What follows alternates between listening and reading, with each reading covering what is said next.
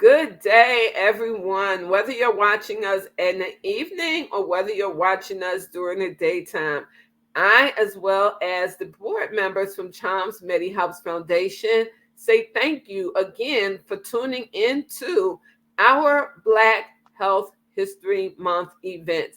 This event is being brought to all, but especially our Black community, because we need to know when it comes to our health and it comes to the options, we need to know and we what's out there. We need to know who it is that we can turn to that would not only listen to what we say, but that would understand the problems that we're having in accessing care, the problems that we're having in not being heard when we go to the doctor's office, or our families being heard, the problem we have with accessing what's been going around for years and years and years. Every 10 years they have this thing called healthy people. Well, right now we're on healthy people 2030, but healthy people 2010 and healthy people 2020, they had some of the same factors and they weren't addressed. So they keep bringing them up in hopes that they'll address them. They keep bringing them up. And when I say they, the powers that be,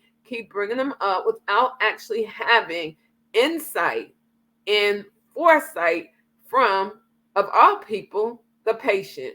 And so we're here as an organization to make sure that voices get heard, that resources are known, that options that patients have are available to them. And so, with that being said, we have another speaker who is just dynamite. When I say dynamite, I say that with all caps. That's how bad this sister is. Oh, thank you. She has a number of things going on in her world. She is a cancer doula. I'm going to let her explain to you what a cancer doula is. I'm going to let you explain to you her reason for doing what she does so that you'll understand. And she, by the way, she's going to actually tell you all how to get in touch with her when she's done, because she's looking to help as many people as she possibly can in the spectrum in the role that she covers. So, with no further ado, I'm going to go ahead and turn it over to the beautiful Talaya Dendy. Thank you so much, Miss Sandra. I am so honored to be here. This is just amazing. Thank you for doing this, for highlighting so many beautiful, amazing, and smart Black and African American people. I am a cancer doula, as Sandra mentioned, and I actually became a cancer doula because of my own cancer experience. In 2011, I was diagnosed with Hodgkin's lymphoma out of the blue. And I say out of the blue because I was never really sick before. Other than the flu or a cold, that was it. I never broke a bone, stayed a night in the hospital, nothing. So I was what you would consider very healthy. Well, in 2011, actually, I'm going to back up, 2010, I went to my primary care doctor because I noticed a small lump on the side of my neck. I was very active and working out all the time. So the doctor just blew it off and said, "Oh, it's probably just a pulled muscle." Well, that pulled muscle got bigger and harder as time went on. So a year later, I went to a different doctor. It's important for me to note that this doctor was a white woman, the first one. A year later, I went to a different doctor who was a Somali doctor, amazing woman. And after my physical exam, I pointed out to her the lump on the side of my neck. Totally different response. She asked questions, she touched it, she just seemed really concerned and inquisitive about what's going on. So of course she asked me how long it had been there, all these other things. The more we talked, I could tell that something was wrong, but I did not think it was going to be cancer. She said, "Well, Talaya, what I want you to do is as soon as possible go in for an ultrasound." Went in for an ultrasound a few days later. That came back inconclusive. However, I could tell by the technician's face that something was wrong, but she wasn't at liberty to say what that was. So got the results. That came back inconclusive, and they wanted me to go in and have a fine needle aspiration. That is where they take a small sample size of the tissue from that area. Unfortunately, that came back inconclusive. On to another test. So finally, I had a biopsy of that lymph node in the area where it was swollen, where the tumor was actually, and that came back. I got a call on a Friday. On my way, driving on my way home from work, the nurse said, "I'm sorry to inform you, you have Hodgkin's lymphoma." And I had to pull over, of course. And I'm like, huh, what? What is that? So she explained it to me in a very high level. I had all these questions, of course, like what is that? How did I get it? Where did it come? Just all these things. And she stopped me and she said, "Honey, I'm so sorry. I know that you're concerned. However, you have to wait to, talk to a doctor, to an oncologist to get more details. And your primary care doctor will get back to you on Monday and help you set all those things up." But her words of encouragement were, "Honey, I'm sorry. I can tell you that my husband had Hodgkin's lymphoma years ago. He's doing phenomenal today." Well, that didn't really help me at that time because I wanted answers. And who calls somebody on a Friday evening when they can't talk to anybody? And so it was just this whole sense of uncertainty, worry, seeing my life flash before my eyes that happened. And so I will fast forward now to meeting my oncologist, my healthcare team, after being initially blown off by my first primary care doctor. Once I knew how serious it was that I actually had cancer, I became an advocate in that moment. And I actually share with my doctor that, basically I'm a participant in my care. We're going to have a discussion. It's not going to be, this is what you're going to do. I'm going to have a lot of questions and I'm going to need you to answer. For my first oncology appointment with him, I came in with my notebook, my pen. I had no idea, what things are going to look like in the future, but I knew that I had a lot of questions that I needed answered. And so from that moment on, he was very respectful of how I wanted our partnership to look. He honored that. And we had a really great relationship as far as patient and doctor. I'm very happy that I was blessed to have him as my oncologist because he saw the value in me. He saw me as a human being and he saw that I was really serious about taking charge of my health and my quality of life.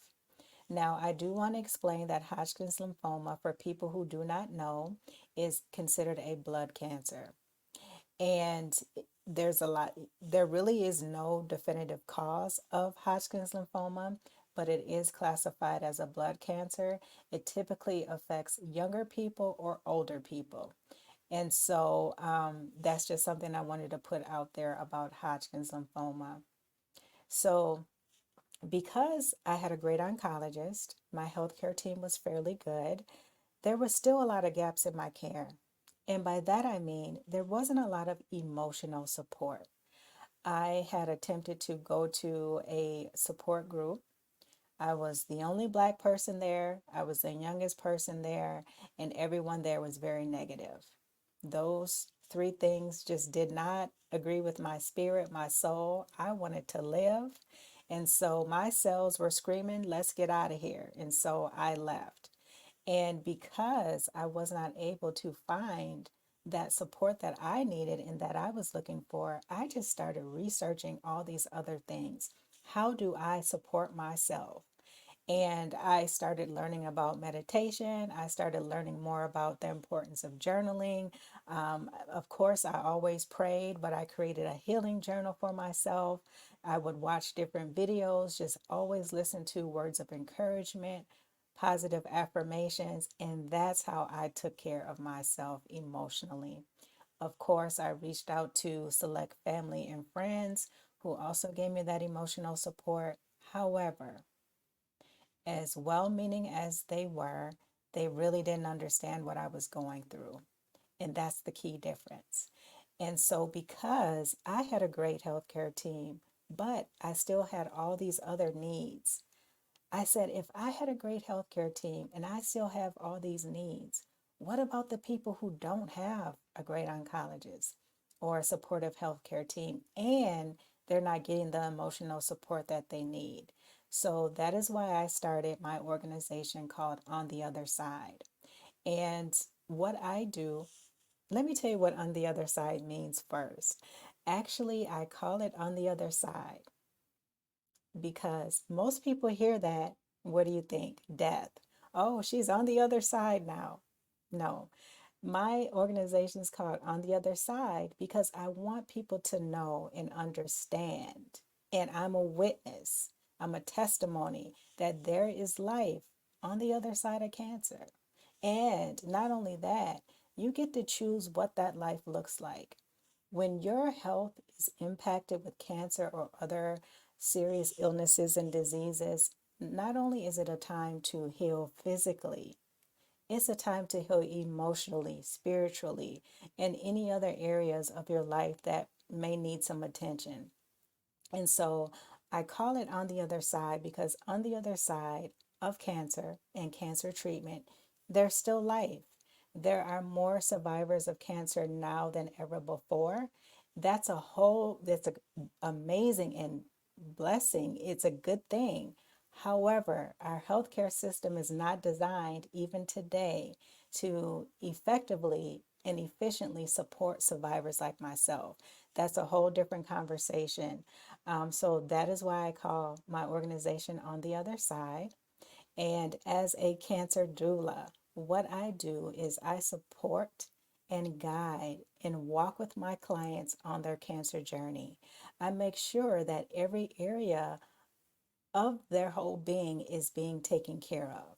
A lot of people are depressed. A lot of people feel lonely. A lot of people feel unheard, misunderstood. They feel like a burden. And so I support people in those areas. I'm not a therapist. I don't have a license to be a therapist, but I have lived experience. I can really relate to how someone with cancer may be feeling. I have empathy. All of those things are important. Just listening to someone, letting them voice and share their opinions, their concerns, that is a very therapeutic and healing thing that you can do for a person.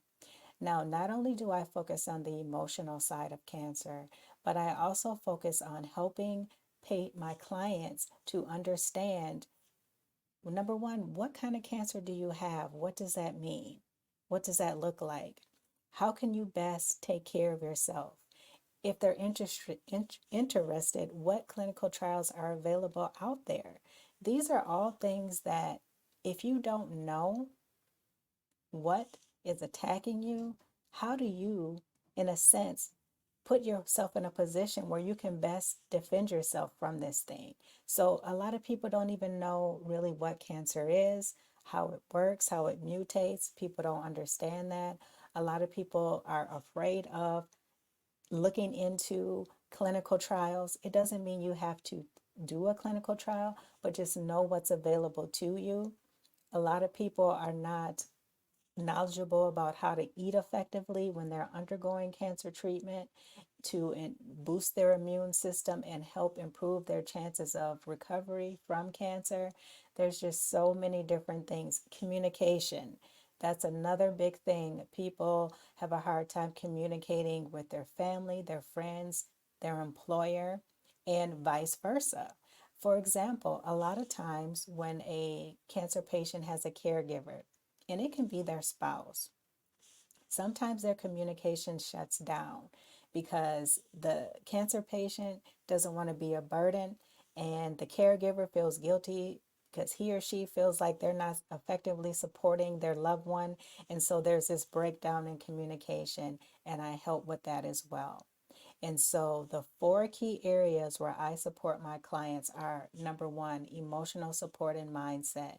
Number two, helping them to understand their treatment options and learn about what other options are available to them, as well as getting a second opinion. Yes, you are entitled to a second opinion, and I think it's a must. The other area that I help people is with, high level nutrition. I'm not a dietitian, but there are some key things that you can do to help boost your immune system while you're undergoing these cancer treatments. The the other part of that too is understanding what else is out there in terms of complementary therapies. There are still a number of people who are not aware of different complementary therapies that can help offset the side effects of cancer treatment. Some of those might look like yoga. Some of those might look like meditation, tai chi. So, helping my clients, number one, understand what's out there and learn about what may be best suitable for them. The fourth piece is communication. That, as I just mentioned, communication with their loved ones, their family, their friends, their employer about their cancer. And I think communication is important because it's very uncomfortable for both parties, the person with cancer and the person who may be in that person's life in some way, shape, or form. A lot of people, they get uncomfortable and they just blurt out will things. Oh, you don't look sick today. No, you don't want to say that to somebody with cancer, you know. So just making sure that when clients are in those situations, they know how to best handle and take charge of those conversations so that they're not walking around feeling bad about themselves, feeling depressed, anxious, that kind of thing. So, helping them to ignite their power, helping them to prepare scripts. If they're going to an event, you know, hey, let's get this script together so that when someone comes to you, you can take charge of the conversation and you can discuss and talk about the things that you want to discuss where the conversation isn't just on the cancer. And I think that's really important for a lot of people too, because they don't want cancer to be the center of the conversation or attention every time they go somewhere. And so, those are some of the areas that I help people with. My services are very personalized to my client's need. Some people may need to have more time with emotional support and mindset and affirmations and just talking about what they're feeling. Some people may say, hey, Talaya, I want to know what else is out there about complementary therapies that can help me with sleep. Okay, let's work together and find out what works best for you. And so it's very personalized. I do want to say that I am a board certified patient advocate as well, and I have a coaching certification. And I know a lot of people get hung up on titles and certifications, but to me, what trumps all of that is my lived experience as a former cancer patient, and now an 11, almost 12, almost 13-year cancer thriver. And so I understand how someone may be feeling and what they're going through. And I just want to note that my website is called ontheotherside.life because of what I've already shared. So, .life. And if you are interested in talking with me, you can set up a 30-minute meet and greet, and we can just talk through what your challenges are and talk more about the kind of support that you're looking for. And then I can explain how I can support you if I can support you. If I'm not able to support you, I will help you find someone who can. And Talia, I want to say thank you so much. I also want to say, please keep fighting. Please keep helping those of us that are in all communities, but especially African American communities.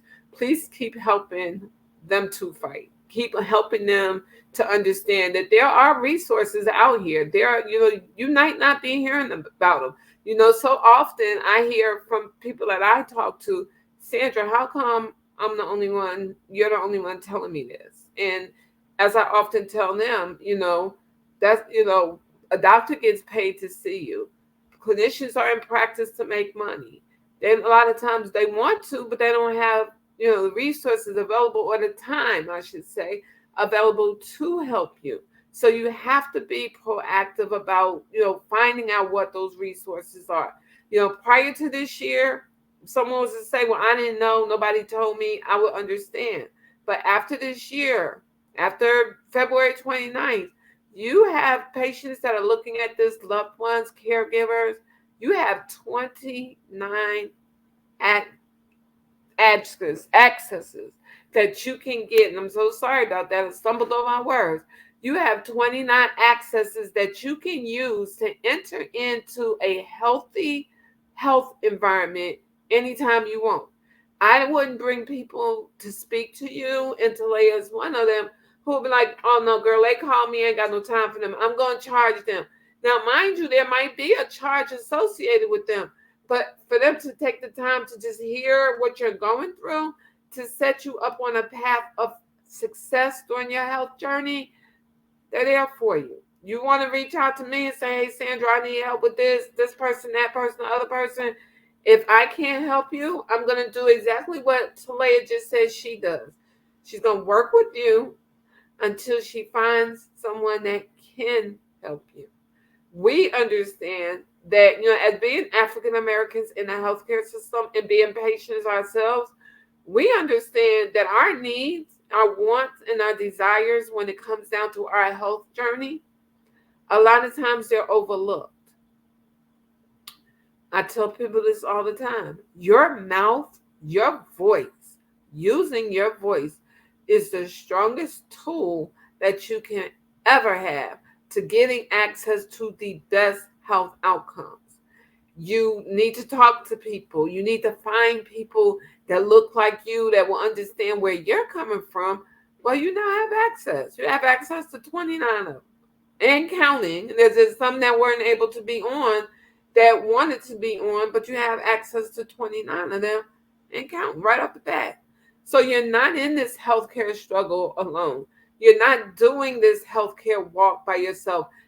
As we often say, no patient should be accessing healthcare, going to the doctor, going to the, no patient should be doing this alone. Everybody, we all need somebody to help us, and when it comes down to cancer, as a cancer doula, Talaya is trained to help you. Talaya is trained to show you, okay, this is how you get with me, because I want you on this other side with me. Right? I don't want you, gone. I don't want you, passing away.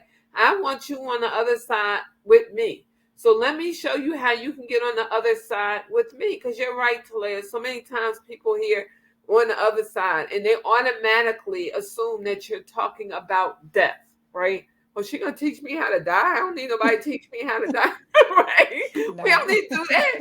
We can do that on our own. We Yeah. can do whatever we need, whatever we should be doing.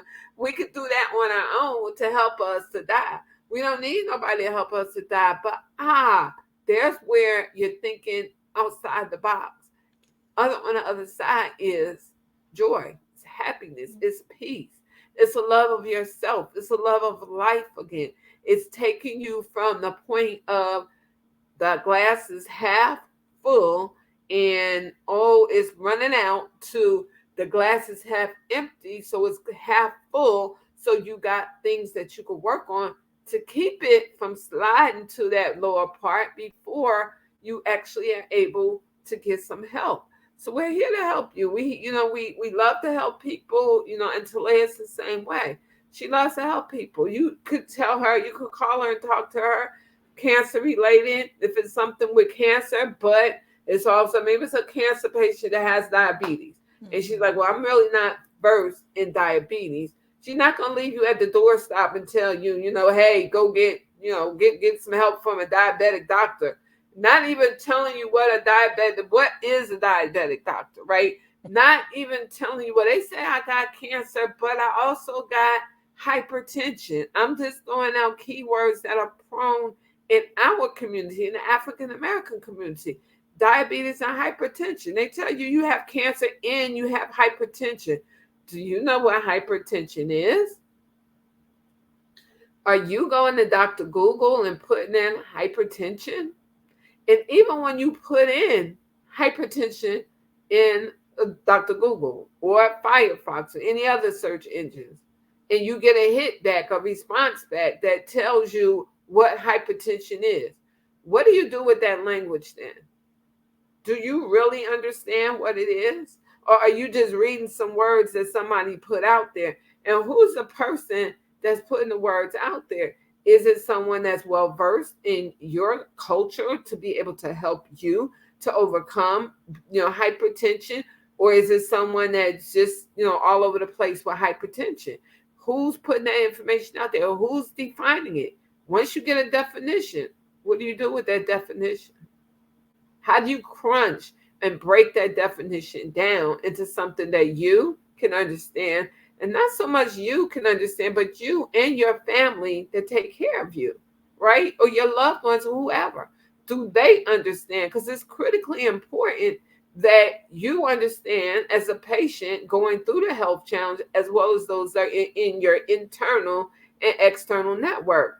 Well, when it comes to cancer, Talaya is there. On the other side is there to help you to understand. Okay, well, yeah, well, this is what you read. That's true, but this is how this impacts you.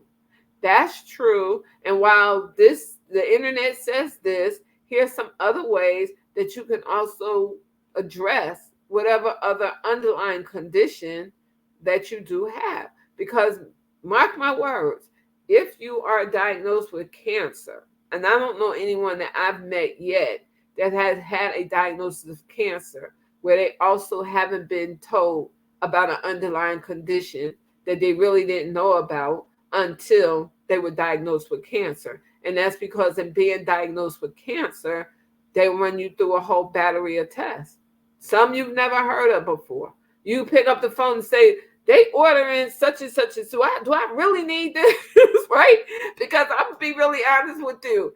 I've known too many people that have taken tests that your doctor or medical provider has ordered for you that you do not need. But because you don't know better and you don't know Talaya, when you get that cancer diagnosis, you go running and taking all these 1,000,001 tests. You're like, well, I don't know what it say. And then a lot of times you're not told what your results are. You're told good, bad. Okay, what's good, bad? Can you define that for me so that I can understand it? Right? Or are you pushing me out the door? Are you gaslighting me out of my own health? Which is a big word in African American community because that happens so much to so many of us who think that we don't have resources, or who think that we don't have options available, who don't know that there's a Talaya Dendy out here, who don't know that there's board certified patient advocates that look just like you out here, that has been in the field and know what to look for, know how to tell you how to get ahead. It's just too many of us out here that can help you, and we want to help you. We want to be able to help you. This Black Health History Month is all about making sure that our people get the help and get the love that they need from the people who care the most about them, because we're all in one village, right? And we all have to help one another in that one village to be successful and to have healthy lives. Our goal all throughout this month has been and will forever continue to be, stop giving my community access to healthcare. We don't want access. We don't want just access to healthcare. Yeah, Dr. Smith down the street. But if Dr. Smith doesn't have the best tools for us, why are you sending me to Dr. Smith? Why can't I go to Dr. Jones? And how do I get in touch with Dr. Garcia or Dr. Sandra? How do I get in touch with them? Because they have my best interest at heart. They know what I'm going through. They, are excellent in their field. How do I get a hold of them? Right? Nobody's telling you that. You're working with Talaya, you're working with Charms Medi Helps. We'll tell you what those options are. We'll help you find those options. We'll lead you to the water to where those options are, the best options for you that will give you the best health outcomes. I don't even want better health outcomes right now. I want the best health outcomes. And there's no reason why we can't all have the best health outcomes. So I'm going to step off of my soapbox right now.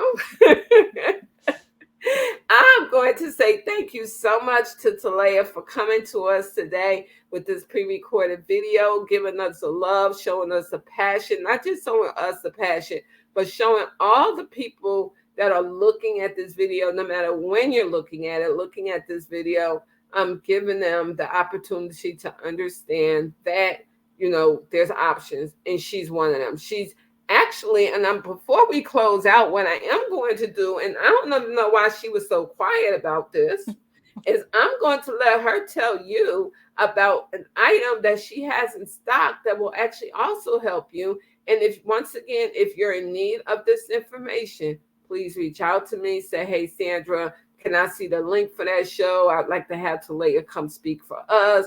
Uh, Please reach out. Let me know so that I can send you the link for today's show, and I can also put you in touch with Talaya.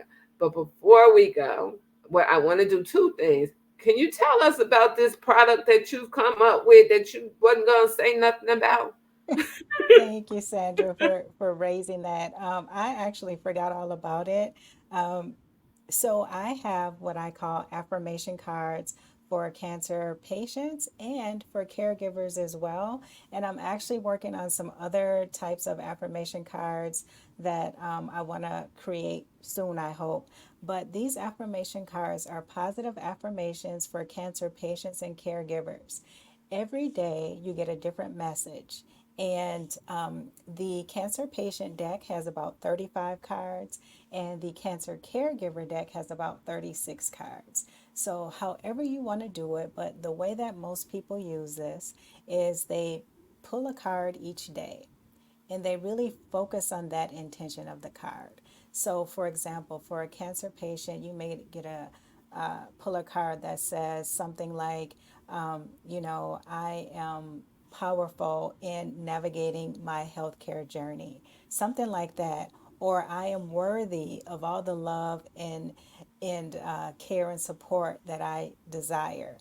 Just positive things that you can speak into yourself, into your life. They are ways to self-soothe and take care of yourself. Get yourself in that right frame of mind. Start the day with these positive messages. You can also use them as a tool to start journaling. Pull a card and really focus on that message and that intention. Write down, some things. How is that making you feel? What are some goals centered around this affirmation? So, if you were to order some decks of cards for a cancer patient or caregivers, they come in this really nice pouch. You get some other goodies with it. But then also, there is a QR code where you can go to instructions on how to best utilize these affirmation cards for your needs. And I created these cards because, as I shared earlier, one of the things that really helped me was prayer. I created a prayer journal, but then also the meditation and focusing on positive affirmations. I know that they will not solve all of life's problems. Some things, require more attention than that. But if you're looking for a way to really just uplift yourself, to just set the tone, set the message for the day, these positive affirmations are a good way to do that. And you can go to my website, it's under gift shop, and you can order your affirmation cards at any time. And then the other thing I want to note, Sandra, is, for example, if someone would like support, but you don't have the financial means, specifically for people, Black people, African American people who are watching this series, I'm willing to work with you on a sliding scale fee. And reach out to me. We can discuss it more at that time. The other thing that I do have is my podcast called Navigating Cancer Together. The podcast is on all the major platforms: Apple, Spotify, iHeartRadio, you name it, it's out there. And Navigating Cancer Together was created again because I wanted to spread awareness, education, support, encouragement. And I wanted people to know what is out there in terms of complementary therapies that can help support you, ease any side effects that you're having.